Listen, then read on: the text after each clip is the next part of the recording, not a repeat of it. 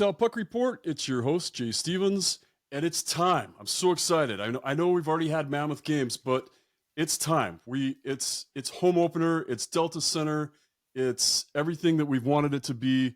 And when I want to talk about Utah Mammoth, it makes sense to get a hold of my good friend Adrian Denny. And Adrian, the busiest man in show business, all of a sudden, you've got 10 different shows, and so we really appreciate you being on our show.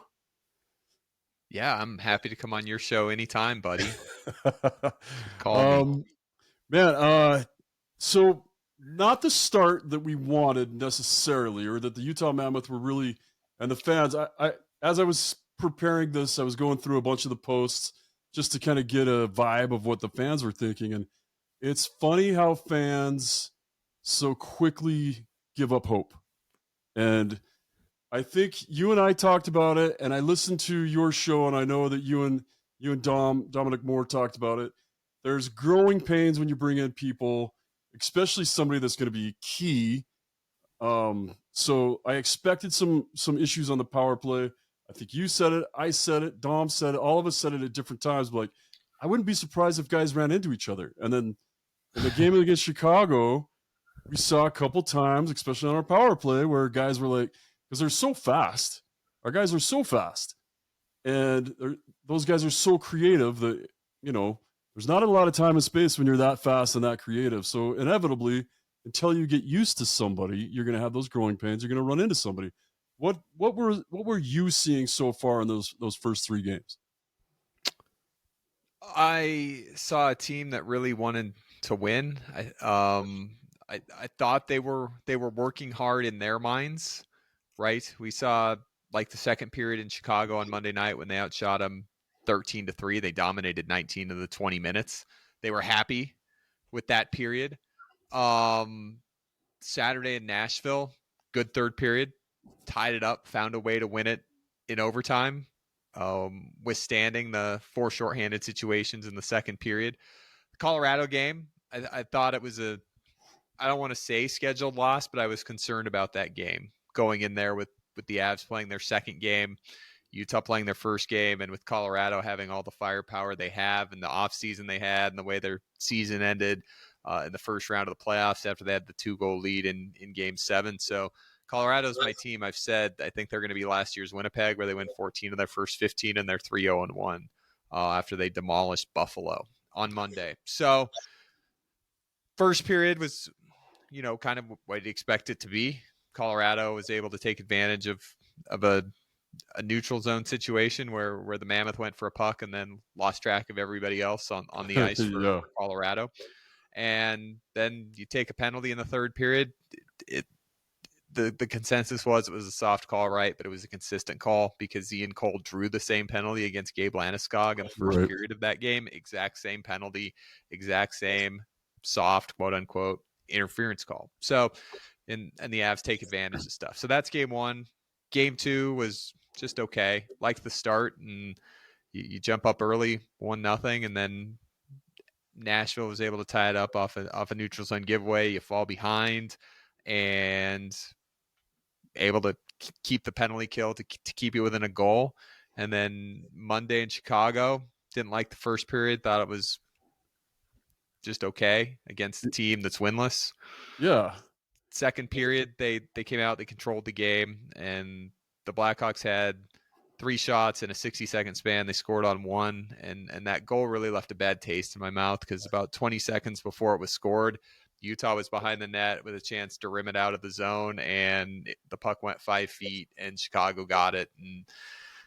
And watching that goal again that they scored, I really didn't care for it either. I don't know how you feel as a goalie, but Vanacek, I think, would want to be a little closer, a little tighter to that post there, with the way that first goal went in for Chicago. But we're nitpicking here because that's what happens when you score 5 goals in your first 3 games.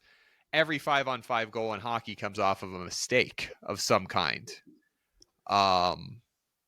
But when you score 5 goals in 3 games, that you're literally putting everything under a microscope. So I think the guys feel like they're working hard.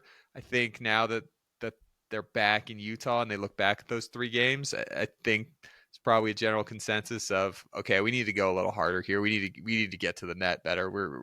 We're controlling the game, controlling the puck, allowing nothing defensively. We haven't even talked about Utah defensively. I don't think you could be any better. 27 shots allowed to Colorado, 22 to Nashville, 14 to Chicago. Nothing is happening 5-on-5. Nothing is going on. It's absolutely crazy how well they've been playing 5-on-5. I've been impressed with a lot of it. And, we talk about that they've only scored 5 goals, but they've only given up 7, one of those being an empty netter. And I thought goaltending Vanacek is a lot better than I thought he was last year. In the preseason game we saw him play, he was phenomenal. Yeah. I thought his save selection was pretty good. I thought he was pretty square. The one goal, yeah, you're right. It was, but I think everything when you break down that play, and here's the crazy thing about it, is right before that goal, the announcers were talking about how Chicago hasn't had a shot here in like the last 6 minutes or whatever. And I think everybody kind of got lulled to sleep a little bit. You expect it to be a quick breakout. You don't expect to get trapped in your zone. A weird play from behind the net that comes back at us, comes back at Vanacek right away. And again, it's just a weird, bouncy, stuff in play.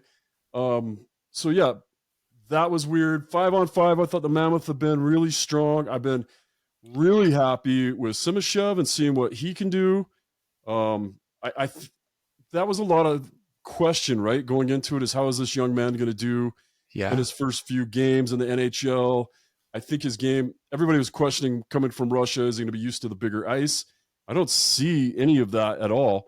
In fact, the really bad goal the goal I didn't like in the Chicago game was when we had all 4 players and both defensemen for some reason on left board, on mid board, and left a guy wide open in front of the net. I can't remember who scored that goal, but that should never happen. And it was our 2 most veteran D.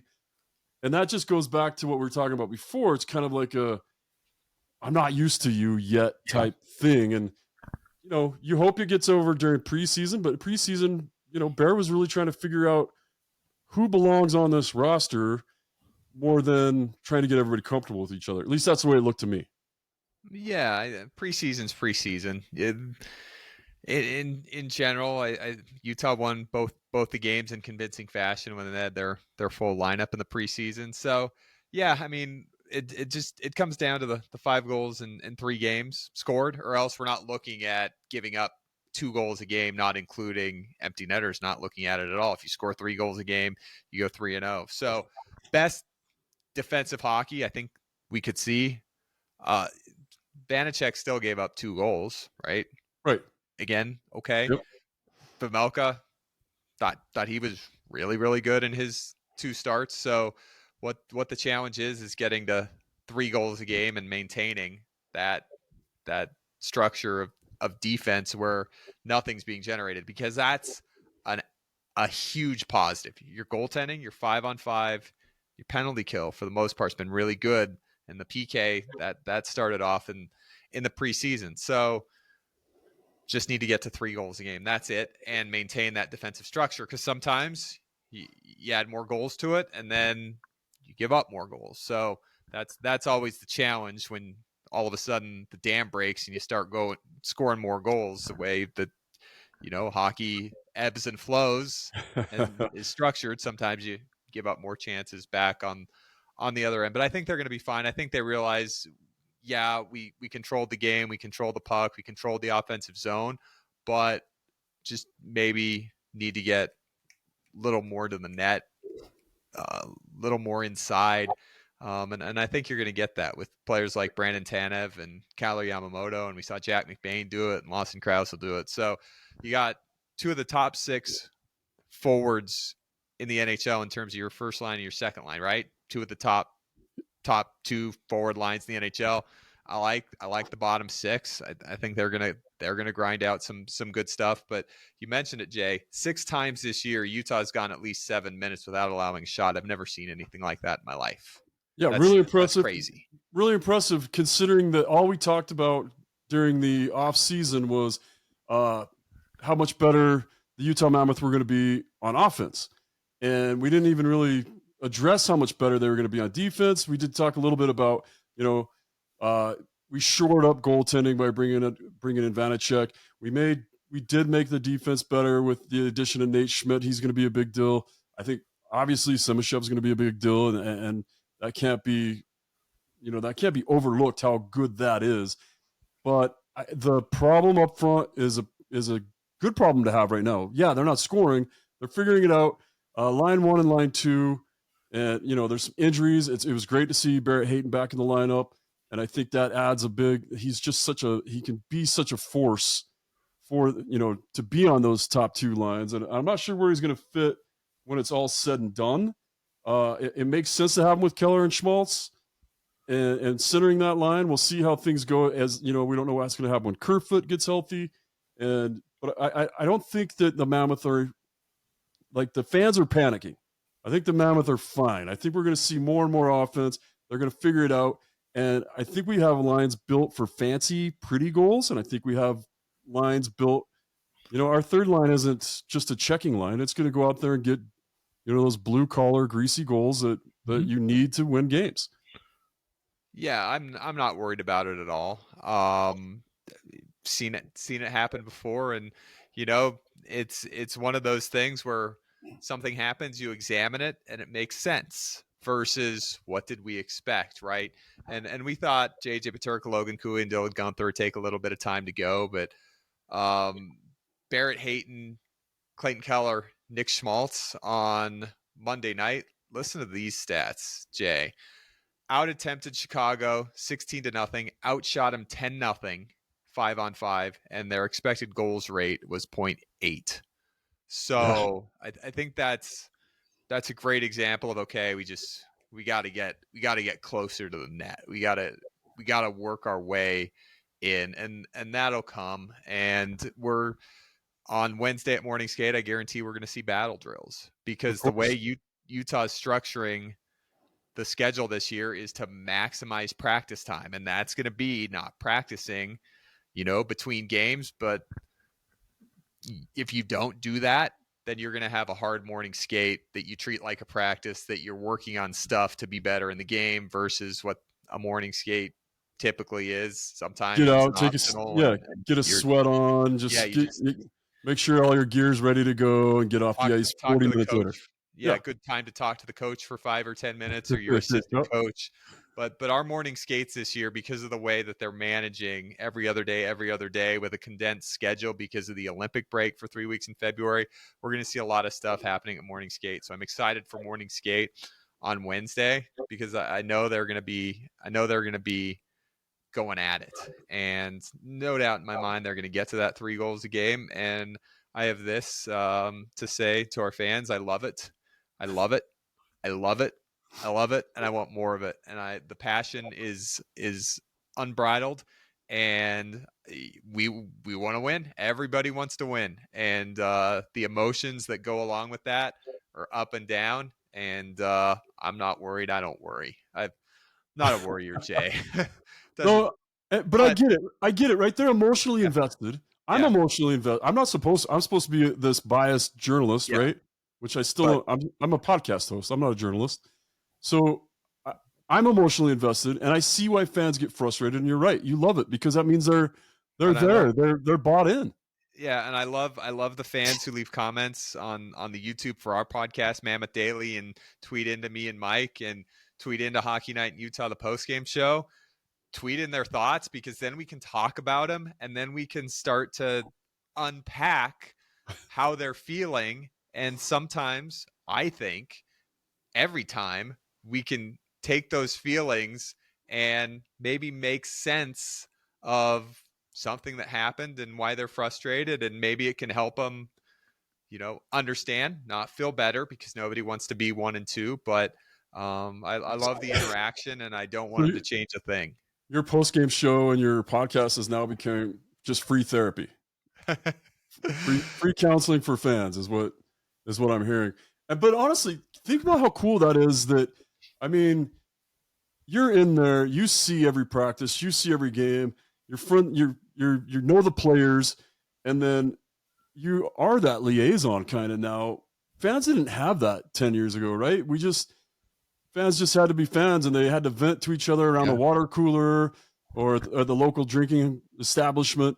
Now they can reach out to you and Mike and vent, and you guys can tell them what's really going on and help. Especially, we talk about we have a young fan base here. I know we had diehard Grizzlies fans, diehard other NHL fans, but we also have 50% of the fan base that's brand new that can reach out to you guys for explanation. Yeah, and a lot of times they'll get in touch with us with something that's actually a really good point that we can expound on there that creates another conversation. So I love it. I love podcast, Jay. Your podcast, it's just a phenomenal avenue for fans to come and get hockey on demand, and it's a great thing, and we're loving being daily on Mammoth Daily, wherever you get your podcast, and on YouTube if you don't mind. Just because we're taking the pulse every day. We're breaking down every game, every detail, and looking ahead. So it's been a blast, and we couldn't do it without the fans. Fans here in Utah are phenomenal, right? Like, we both grew up here. Like the Utah BYU rivalry that's going on this week, the runs the Jazz made, everybody was part of it. It was all part of the community and what we did here. And gosh, I love the expectations. I love having a team that people are so excited about, that they're so disappointed and so ticked off about. Not everybody, right? But when you go 1-2 on a road trip. Yeah, and like you said, I think we expected 2-1 coming back, and so that's fine. But you're right, and we were here for those Jazz runs, and we were here for those Jazz championships where we got beat by one of the greatest ever, or probably the greatest ever to play the game, and an amazing that'll go down as one of the best teams ever. So, but all those expectations kind of line the Mammoth up to, where the Mammoth are in the rebuild and where the Jazz are in the rebuild, kind of line the Mammoth up to potentially be the first team to actually bring a championship to Utah. A little bit of pressure for you guys, right? Yeah, no, and just to give a quick sum of why I think we're playing such good defensive hockey, because I think our forwards play good defensive hockey, but we've got 4 of our 6 D-men back from last year. Add Nate Schmidt, Dmitry Simashev. It's a pretty good defensive core. Our goaltending's been great, and our forwards have been supporting too. So that's why I think we've been so strong defensively. And defensive hockey is more of a detail. It's more of a structure. It's more being in a spot. And offensively, you look at our forwards and the top 6, the 2 top forward lines, Keller, Schmaltz, Hayton, Gunther, Cooley, Peterka. Creativity, it's manufacturing. And our second line, we thought, as you said, it might take a little bit of time for those guys, but then we got the blue collar guys who definitely are going to be involved. And when the goals start going in, the power play is going to start rolling, and this 3 goal a game thing I'm promising it's not going to be hard. Yeah, what a luxury to have Gunther, Cooley, and Peterka as line 2. I mean, that's a line 1 in a lot of teams. And then I want to address the unfortunate injury to Dursey, but the one thing I wanted to point out is how we seem to have a newly rejuvenated Lawson Krause, who through preseason was one of the best players. Through all the games we've seen so far, seems to be that Lawson Krause that everybody thought he'd be, like the sheriff is back in town. Yeah, I really thought that he'd get back into that 20 goal category, because last year, what do you have? 12, first time in 3 years, first time in 4 years, he didn't score at least 20, but the scoring chances he had were ridiculous. Like, he hit so many pipes and went wide so many times. His scoring chances were there, and I like the bite from him. And was named associate captain for the inaugural season, and didn't get the scoring that he did, and was not dressed for a game, which hadn't really happened. But yeah. To start that trip in Columbus in March. But yeah, I think he's valuable. And Jay, you look at the start we got off to last year, where we scored 5 goals, 6 goals, 5 goals, 4 goals. all 12 of those forwards were together in the previous home playing Right. together the year before, right? Yeah. Good point. Our D last year, it was Mikhail Sergachev and company to start the season with Sean Dursey, who was hurt in the fourth game. So that's why I think that we're seeing the difference, right? The offense was strong out of the gate last year. They'd all played together. The defense was a little, allow 4 or 5 goals a game. But you can kind of get away with that early on in a season before everybody gets adjusted. But I know we were 3-0 last year, and I know we're 1-2 this year. We're in a much better spot this year because we've got the defense first mentality down. And if you would have told me that this team was going to score 5 goals in 3 games and that was our one problem, I would have said, let's go. That's the easy fix. That's going to come. The pucks are going to start going in. And everybody knows that it's simple, right? Everybody knows, okay, we need to give a little more here. We thought we were working hard. We were working hard, but we have to work. Everybody just needs to give a little more. Yeah, and we saw there were great opportunities. And the one thing, we'll go back to the Nashville game. The one thing that really impressed me about the map, they absolutely dominated that overtime period, to the point I don't think Nashville even touched the puck. And the only thing that bothered me about that was that weird collision that took Dursey out. And you knew right away. The second I saw him go down, you knew he was hurt. You knew it was probably, we'll just go with it's an upper body injury. You knew it was going to be similar to last year's upper body injury. And you were just praying that it was something that was a quick fix, maybe just a quick mend and not a surgery. But so it was like absolute highs of seeing that great overtime play and seeing some of the creativity. Although I'm so against the regroup, the constant regroup that you see from. I'm not a fan of it. Here's my co-host. This is Loki, by the way. He just makes himself.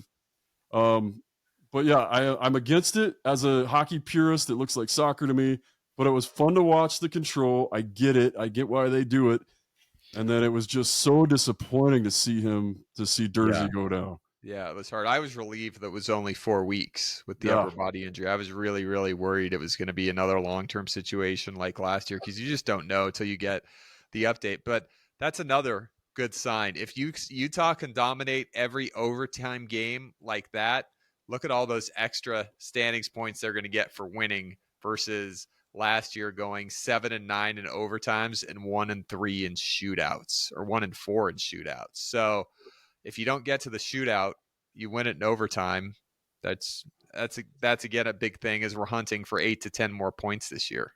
Right, and those OT losses last year, if those weren't OT losses, that would have got them into the playoffs. Right, exactly. Yeah, so very good, very good. Can you tell us? I know everybody's excited about some of the fun stuff that's going to happen. I imagine we're going to say it's tonight at the home opener for the Utah Mammoth against Calgary Flames. What do you get kind of an old Golden Eagles feel when Calgary comes to town? Isn't that every kind time of special, being that was our affiliate for all those years? Yeah, every time, and I see those jerseys. It just reminds me of the back in the days of Trevor Kidd and Steve Gannett and Rich Chunamaz and all those guys. Yeah, I like it. I get a nostalgic feel too when they come. I love it. Yeah. So, what kind of festivities are going on? Do you know a lot of the stuff that's going on tomorrow? I know there's parties outside, and I heard there's going to be a beer garden.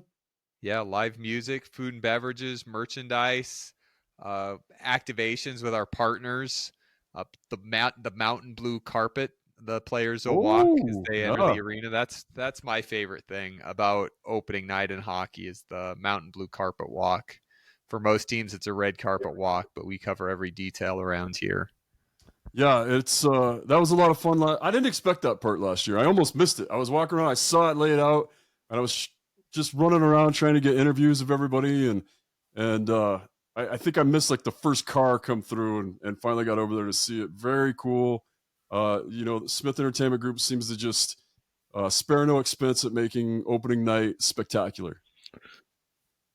Yeah, it's gonna be another rock show back inside Delta Center. 4-game homestand, 4 games over what is it, 7 nights? So Yes. So this week, Calgary, San Jose Friday, yeah, Boston Sunday, Colorado Tuesday. yeah. Wow, what a way to start it out. I'm still a little afraid of Colorado. I'm glad San Jose is coming into town. They're fun to watch, but better, they're kind of fun to beat up on right now. Take advantage while we can, I think. Yeah, watch out for them, man. Like they'll play as many 7-6 games as they can. So But those are fun to watch. they're fun to You know, watch. Yes, they're young and creative.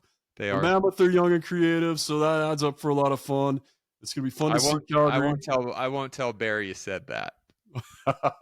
um, and then they they say there's going to be a big surprise to make sure you're in your seat by 7 p.m.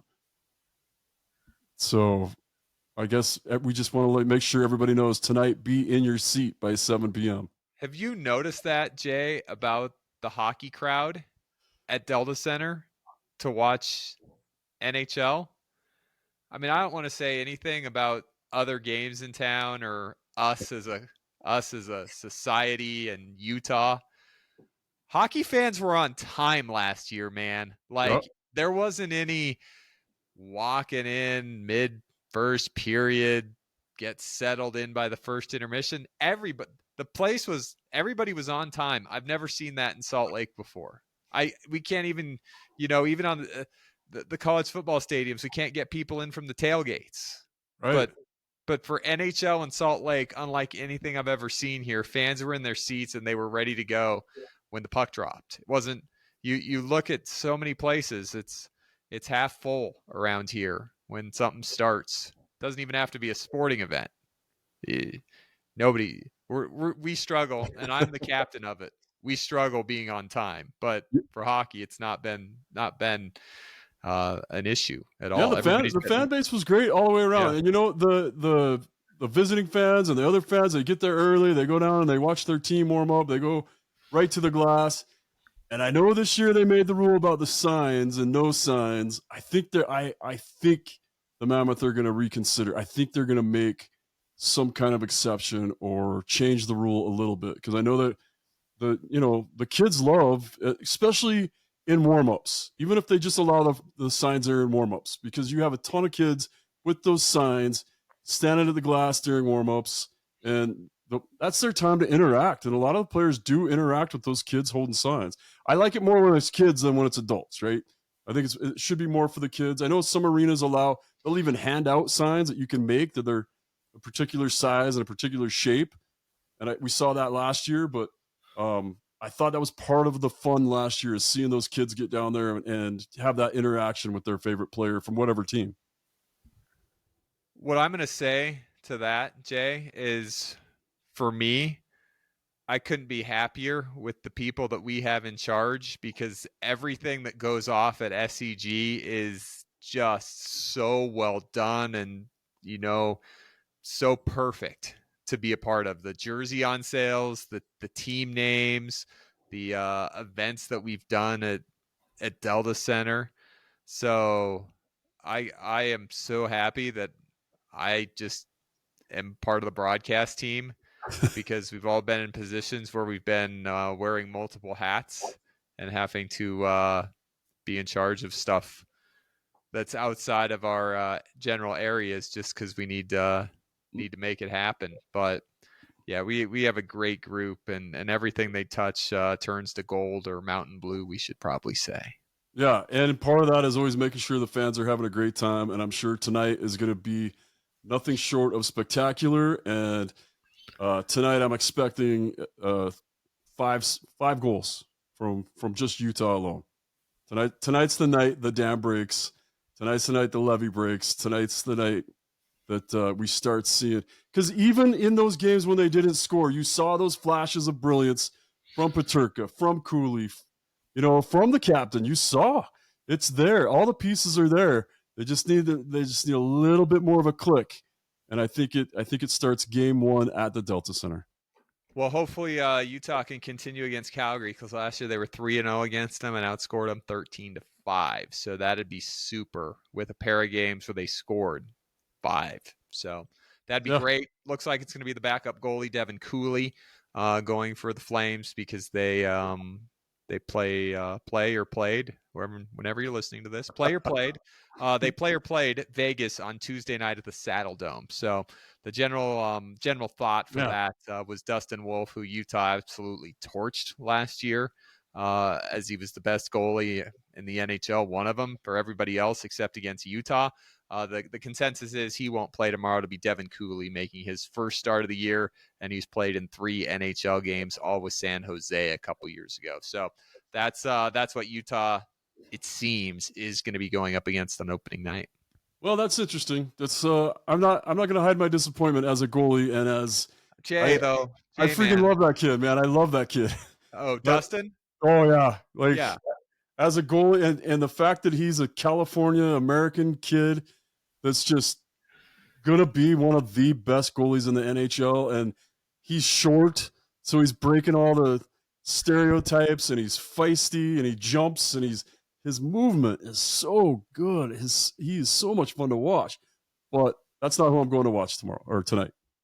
I can't tell you how many years in the American Hockey League playing against Dustin Wolf when I was in Tucson and he was with Calgary's AHL affiliate, which is in Calgary. I was thinking, like, why is this kid needs to be in the NHL, and for him to be there is it's a great story for California. 7th round draft pick, and Sure. he's been phenomenal, and always got nervous playing against him last year just because of the nightmares that he would give the Roadrunners, especially in the playoffs.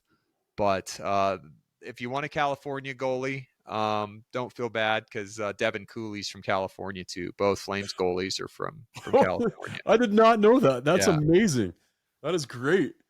I mean, I plan on interviewing our goaltenders who all seem to be from Czechia, from even in some of our draftees, or at least another one of our draftees coming up. So it's impressive to find California kids in the NHL tearing it up. Just proving again, and just wherever you put an NHL team, you're going to find more and more talent. Kids are going to grow up playing hockey, and they're going to come out of places you don't expect it. So for once in our life, not every goalie in the NHL is either from Montreal or Finland. Yeah, no, they're coming, and we got Garrett Metcalf here in Utah who played professionally. I think that's our first professional goalie out of the state, right? Outside of yourself. No. Outside of yourself, Jay. I wasn't trying to pump myself in there. Jeff Levy. That's right. Yes, yep, that's an oldie but a goodie. Yeah, well, he was the first drafted goalie out of Utah, drafted by the Dallas Stars way back in the day. Minnesota Stars, Minnesota North Stars back in the day. Yeah, so very cool. But yeah, and I think we've got more coming. Like that Schaefer Gordon Carroll, I think he has a good chance of being a draft pick. There's more kids coming out of Utah that are playing in major juniors right now. I think we have 3 kids playing major juniors right now out of Utah. So it's happening, man. It's happening, and it's only going to get bigger and better thanks to the Utah Mammoth. Yeah, we love it. We got Kristen and Caden running our hockey development programs for all the kids, and they're unbelievable. They work 38 hours a day going from rink to rink. So, and you see it everywhere you go. You see there's something else going on with the youth movement. So I love seeing it. Well, Adrian, I know you've got a lot to do. I know you've got 8 other shows to host and all that stuff. So thanks for being on the show. Good luck to the Utah Mammoth tomorrow, and then we'll have to do a recap and get caught up before the San Jose game. Yeah, man. I can't wait to be back in our usual spot in that luxury suite that we don't have permission to be in at Delta Center to tape. I always loved it. And I've got better mics and I got better cameras for us this year. All right, perfect. That's Adrian Denny, and that is the Utah Puck Report.